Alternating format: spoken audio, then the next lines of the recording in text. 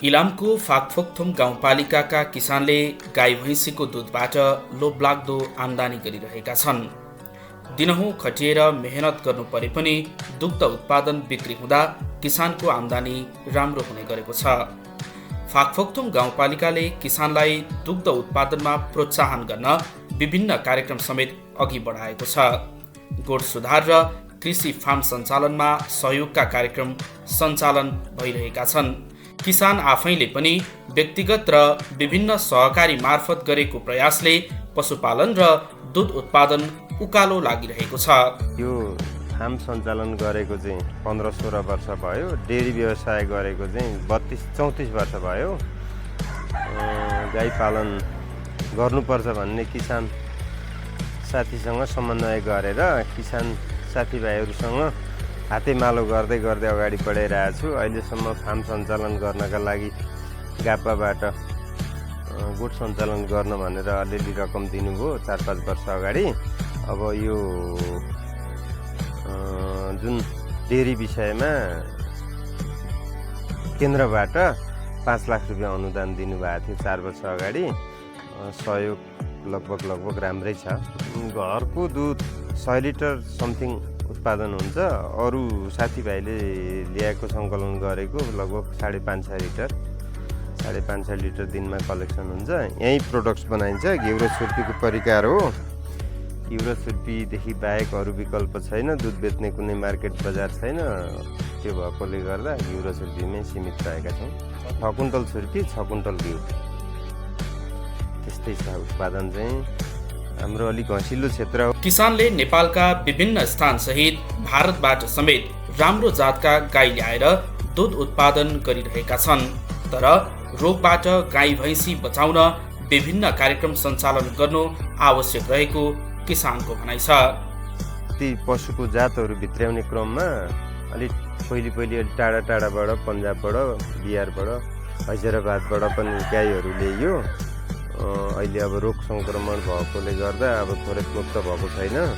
खोरेतमुक्त नभएपछि अहिले त्यसमै सीमित रहेर बसिरहेछौँ। अब मलाई लागेको जिज्ञासा चाहिँ के हो भन्दा गाउँपालिका नगरपालिका कुनै संस्थाहरूले अथवा कोशी प्रदेशले नै नस्ल सुधारको कार्यक्रम राम्रो खालको योजनाहरू ल्याइदिए हुन्थ्यो भन्ने पक्षमा चाहिँ म छु। जस्तै अब एउटा गाई किनेर ल्यायो, सासी जन्तु बिचमै मर्नु पनि सक्छ। 3 लाख 5 लाख हालेर ल्यायो मर्छ। अब गरिबको घरमा पनि त्यो बच्चा जन्मियो नस्लबाट जन्मियो भने त 40 लिटर दुध दिने गाईहरू जन्मिन्छ भन्ने मलाई चाहिँ अहिलेसम्म लागिरहेको त्यही छ। यही भूगोलमा, यही माटोमा, यही घाँसपात खाएर हुर्किएर यहाँको भूगोलमा सजिएको भनेको अर्कै हो। उहाँबाट ल्याएको पानी लाग्छ 1-2 वर्ष सजाउनै लाग्छ। त्यहाँदेखि अब बाटैमा मर्नु पनि सक्छ।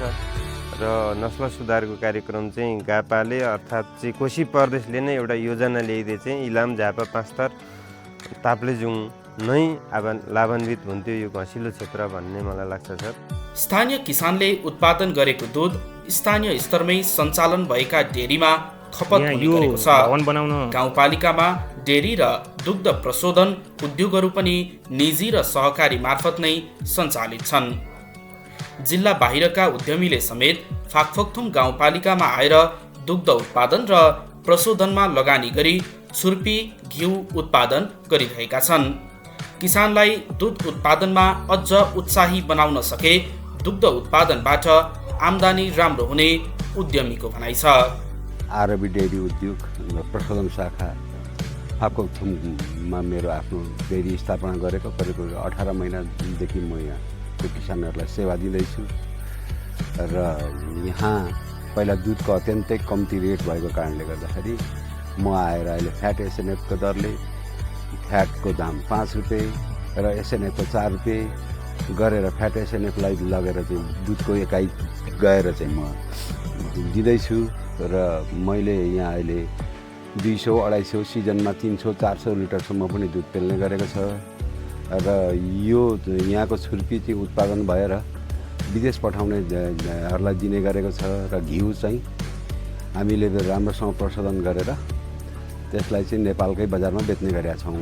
यसै त के हो भन्नुहुन्छ भने दुग्ध व्यवसाय भनेको हामीले कच्चा पदार्थ अन्तबाट खोज्नु नपर्ने, आफ्नै कच्चा पदार्थबाट उद्योग बनाएर चाहिँ यसलाई उद्योग गरेर जानुपर्ने र किसानहरूलाई चाहिँ प्रत्यक्ष लाभ हुने चाहिँ यो चिज भएकोले गर्दाखेरि यसको विस्तार गरेर विदेशी बजारमा माग भए अनुसारको माल प्रशोधन गरेर बेच्न पाइयो भने यसको भविष्य राम्रो छ, नराम्रो छैन। किनभने यो भविष्य, यसको भविष्य भनेको प्रत्येक किसानको घरमा गोठमा एक लिटर 2 लिटर दुध पनि उनीहरूले बेचेर आफ्नो जीविका चलाउने अवस्थाहरू छ र यसको भविष्य राम्रो देखिन्छ ताकि सरकारले यो हामीलाई विदेशमा बेच्ने सहजीकरण गरिदियो भने, सरकारले त्यो कुराहरूलाई प्राथमिकता दियो भने यो छुर्पीको व्यवसाय राम्रै छ। अमेरिकाको बजार छ, क्यानाडाको बजार छ, अन्य देशहरूको बजार छ, विभिन्न देशको बजार छ।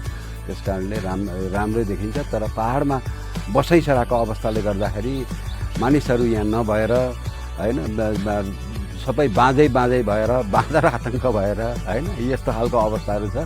यसमा केही गर्न सकियो भने यसको भविष्य राम्रो छ। सहकारीबाट सञ्चालित डेरीले समेत गाउँपालिकामा उदाहरणीय रूपमा काम गरिरहेका छन्। 84 किसान आबद्ध रहेको वडा 4 फुयेतप्पा स्थित थामडाँडा पशुपालन सहकारी संस्थाले 45 परिवारले उत्पादन गरेको दूध नियमित रूपमा प्रशोधन गरी बिक्री गरिरहेको छ। सहकारीमा अहिले दैनिक करिब 950 लिटर दूध सङ्कलन हुने गरेको छ। सङ्कलित दूधको गुणस्तर अनुसार किसानले प्रति लिटर 55 रुपैयाँदेखि 75 रुपैयाँसम्म मूल्य पाइरहेका छन्। थामडाँडा सहकारीले दूध बेचेर मात्र होइन, मूल्य अभिवृद्धि गरेर पनि आम्दानी बढाएको छ।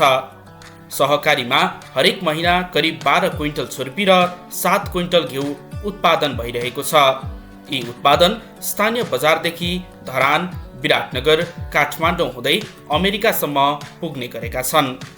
सहकारीको मासिक कारोबार 12 देखि 15 लाख रुपैयाँसम्म पुगेको छ भने मासिक करिब 1.5 लाख रुपैयाँ बचत हुने गरेको छ। थामडाँडा सहकारीले किसानलाई उत्पादन बढाउन विशेष प्रोत्साहन कार्यक्रम सञ्चालन गरेको छ। सहकारीले 1000 लिटर अट्ने चिस्यान ट्याङ्की खरिद गरिसकेको छ। फाकफोक्थुम गाउँपालिकाले कोशी प्रदेश सरकारसँगको साझेदारीमा किसानका लागि विभिन्न परियोजना समेत सञ्चालन गरिरहेको छ।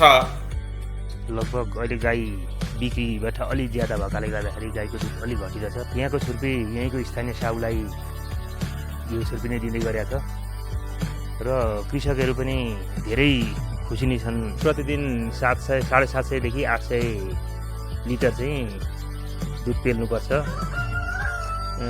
त्यहाँबाट उत्पादित घिउ र छुर्पी यहीँको स्थानीय साहुले लानुहुन्छ, उहाँलाई नै दिने गरेको छ र कृषकहरूलाई दुधको फ्याट र एसएनए फेरेर पर्याप्त दाम अथवा 50 रुपियाँदेखि माथि 65, 70सम्म लिटरको पर्दै आएको छ।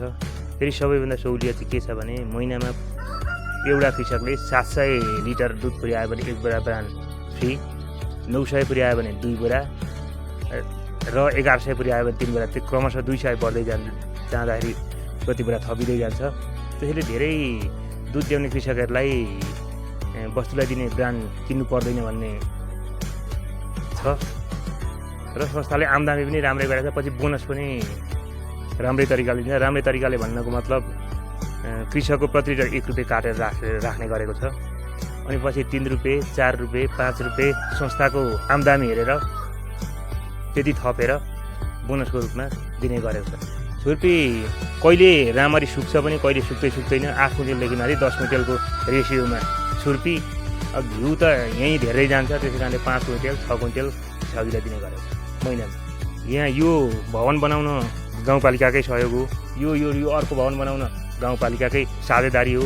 अर्को हामीले अहिले जुन मुख्य डेरी छुर्पी राख्ने डेरी हो त्यसलाई उचाल्यौँ, त्यो पनि गाउँपालिकाकै सहयोग हो। सबै साझेदारीमै काम गर्दैछौँ अहिलेसम्म। जिल्ला सहकारी सङ्घले पनि प्रथमबार एकचोटि पुरस्कृत गरेको छ। गाउँपालिकाले त सालिन्ने प्रथमकै पुरस्कार दिँदैछ।